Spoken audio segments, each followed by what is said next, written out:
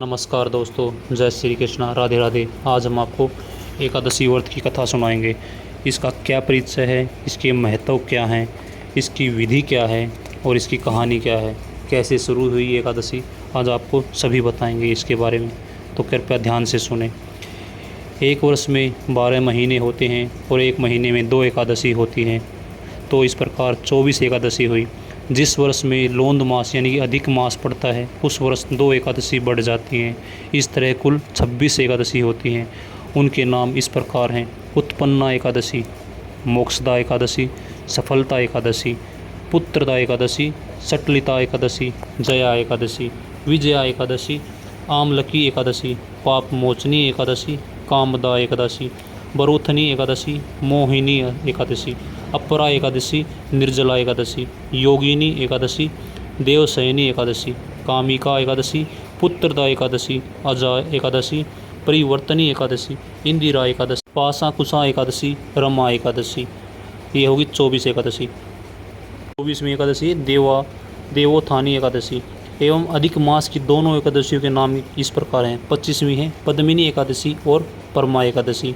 Total हुई 26 एकादशी। ये सब एकादशी यथा नाम यथा फल देने वाली होती हैं। जैसा नाम वैसा फल देती है ये। 26 एकादशियों के महत्व का वर्णन करते हैं। अभी आपको बताते हैं इनका क्या महत्व है। जो पुण्य चंद्र या सूर्य ग्रहण से स्नान या दान देने से होता है, तथा जो पुण्य अन्न दान, जल दान, सवर्ण दान, भूमि दान, गोदान, कन्यादान तथा अश्वमेघ आदि यज्ञ करने से होता है, जो पुण्य तीर्थ यात्रा तथा कठिन तपस्या करने से होता है, उससे कहीं अधिक पुण्य एकादशी व्रत करने से होता है। एकादशी व्रत रखने से शरीर स्वस्थ रहता है, आंतड़ियों का मैल दूर हो जाता है, हृदय शुद्ध हो जाता है, श्रद्धा भक्ति उत्पन्न हो जाती है। प्रभु को प्रसन्न करने का मुख्य साधन एकादशी का व्रत है। एकादशी व्रत करने वाले के पितृ कुयोनि को त्याग कर स्वर्ग में चले जाते हैं। एकादशी व्रत करने वाले के 10 पुरखे पितृ पक्ष के और 10 पुरखे मातृ पक्ष के तथा 10 पुरखे पत्नी पक्ष के बैकुंठ हो जाते हैं। दूध, पुत्र, धन और कीर्ति को बढ़ाने वाले एकादशी का व्रत है। एकादशी का जन्म भगवान श्री कृष्ण के शरीर से हुआ। यह प्रभु के समान पतित पावनी है, अतः आपको लाखों प्रणाम है। अभी हम आपको एकादशी व्रत की विधि के बारे में बताएंगे। व्रतधारी को 10वीं के दिन मांस और प्याज तथा मसूर की दाल इत्यादि निषेध वस्तुओं का त्याग करना चाहिए। रात्रि को ब्रह्मचार्य रखें। स्त्री से रमण नहीं करना चाहिए। प्रातः एकादशी को लकड़ी के दातुन न करें। नींबू, जामुन या आम के पत्ते लेकर चबा लें और उंगली से कंठ शुद्ध कर लें। वृक्ष से पत्ता तोड़ना भी वर्जित होता है इस दिन, अतः सवै गिरा हुआ पत्ता लेकर सेवन करें। फिर स्नान तथा मंदिर में जाना चाहिए। गीता का पाठ करना या सुनना चाहिए। प्रभु के सामने यह प्रण करना चाहिए कि आज मैं चोर, पाखंडी और दुराचारी मनुष्य से बात नहीं करूँगा या नहीं करूँगी और न ही किसी के दिल को दुखाऊंगा। गौ माता ब्राह्मण को फल देकर प्रसन्न करूँगा। रात्रि को जागरण कर कीर्तन करूँगा। ओम नमो भगवते वासुदेवाय नमः इस मंत्र का उच्चारण करूँगा। इस 12 अक्षर के अंत मंत्र का जाप करूँगा। राम, कृष्ण, नारायण इत्यादि विष्णु सहस्त्र नाम को कंठ का भूषण बनाऊँगा। ऐसी प्रतिज्ञा करके मंदिर में प्रार्थना करें कि मेरी लाज आपके हाथ में है, अतः मेरे प्रण को पूरा करना। यदि अचानक भूलकर किसी निंदक से बात कर बैठे तो उसका पाप दूर करने को सूर्य नारायण के अर्थ के दर्शन तथा धूप दीप से भगवान की पूजा कर क्षमा मांग लेनी चाहिए। एकादशी के दिन झाड़ू नहीं लगानी चाहिए, क्योंकि इससे चींटी आदि मर जाते हैं, तथा बाल नहीं कटवाने चाहिए और अधिक न बोलना चाहिए। अन्न का दान देना चाहिए। अन्न दान लेना भी वर्जित है। झूठ, कपट आदि कुकर्म न करना चाहिए। और ध्यान रखने की बात, और 10वीं के साथ मिली हुई एकादशी वृद्ध मानी जाती है। शिव उपासक तो इसको मान लेते हैं। वैष्णव को योग्य द्वादशी मिली हुई एकादशी का व्रत करना चाहिए और त्रयोदशी आने से पूर्व व्रत पूर्ण कर लेना चाहिए। फलाहारी को गोभी, गाजर, शलगम, पालक, कुल्फा का साग इत्यादि नहीं खाना चाहिए और मूली, आम, अंगूर, केला, बादाम, पिस्ता इत्यादि अमृत फलों का सेवन करना चाहिए। प्रत्येक वस्तु प्रभु को भोग लगाकर तथा तुलसी दल छोड़कर खानी चाहिए। द्वादशी के दिन ब्राह्मणों को मिष्ठान और दक्षिण से प्रसन्न कर परिक्रमा कर लेनी चाहिए। किसी संबंधी की मृत्यु हो जाए तो उस दिन एकादशी का व्रत रखकर उसका फल उसे संकल्प कर देना चाहिए। और गंगा जी में पुष्प अस्थि प्रवाह करने पर भी एकादशी व्रत रखकर फल प्राणी के नियमित दे देना चाहिए। प्राणी मात्र को अंतर्यामी का अवतार समझकर किसी से छल कपट न करना चाहिए। मधुर भाषण करना चाहिए। कोई अपमान करे तो उसे आशीर्वाद देना चाहिए। कोई क्रोध नहीं करना, क्रोध चंडाल का अवतार होता है। आप देवताओं का रूप हो यह सोचकर संतुष्ट कर लेना चाहिए। संतोष का फल सर्वदा मधुर होता है। सत्य भाषण करना चाहिए। मन में दया रखनी चाहिए। इस विधि से व्रत करने वाला दिव्य फल को प्राप्त जरूर करता है। अतः ये सभी चीज़ों का ध्यान रखते हुए हमें व्रत करना चाहिए। अब हम आपको कथा सुनाते हैं एकादशी की। आज हम आपको निर्जला एकादशी के बारे में बताएंगे। निर्जला एकादशी कब आती है और इसमें किस भगवान की पूजा की जाती है और उसका फल क्या मिलता है। निर्जला एकादशी ज्येष्ठ मास के शुक्ल पक्ष की एकादशी होती है। इस दिन जो एकादशी होती है उसको निर्जला एकादशी कहा जाता है। निर्जला एकादशी की कहानी इस प्रकार है।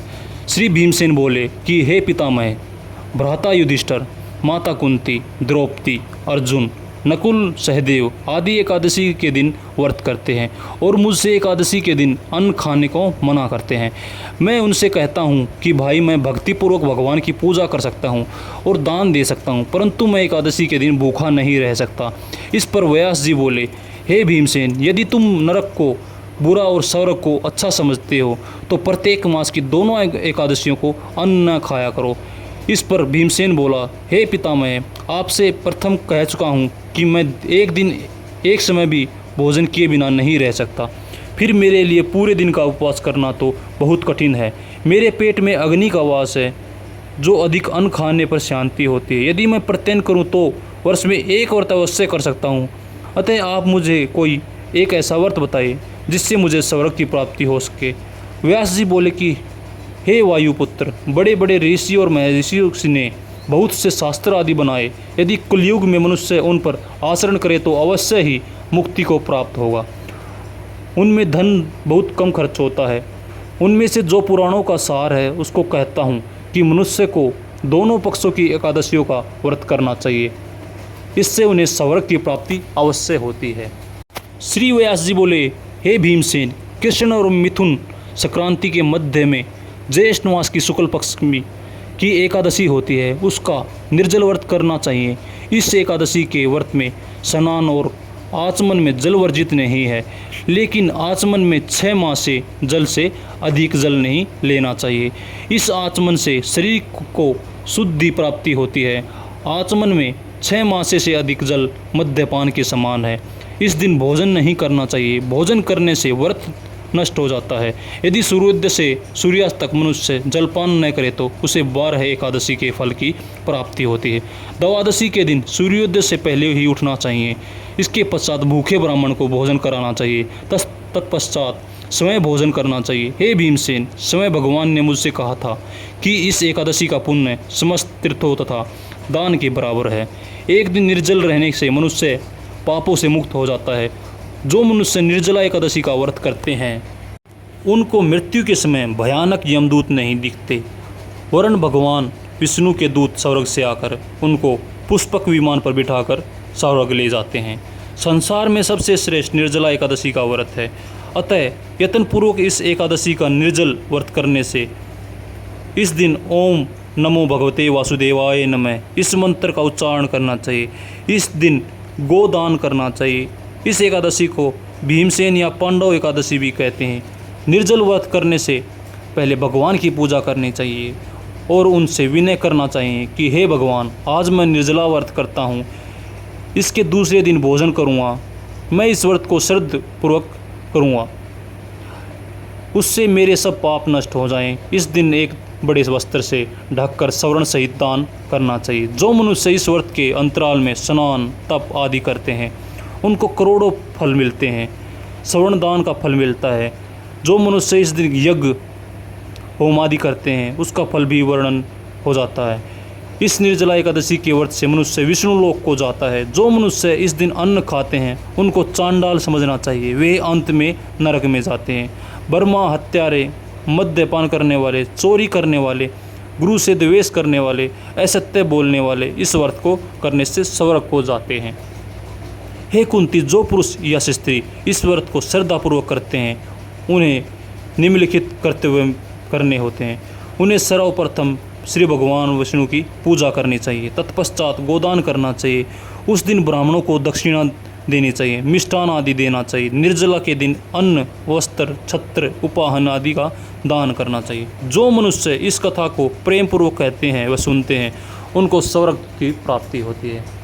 इस व्रत में ओम नमो भगवते वासुदेवाय का जाप करते रहना चाहिए। इस मंत्र का अतः हमें निर्जला एकादशी अवश्य ही करनी चाहिए। इसे हमें समस्त पापों से दोष मुक्त हो जाते हैं और सीधे स्वर्ग की प्राप्ति होती है।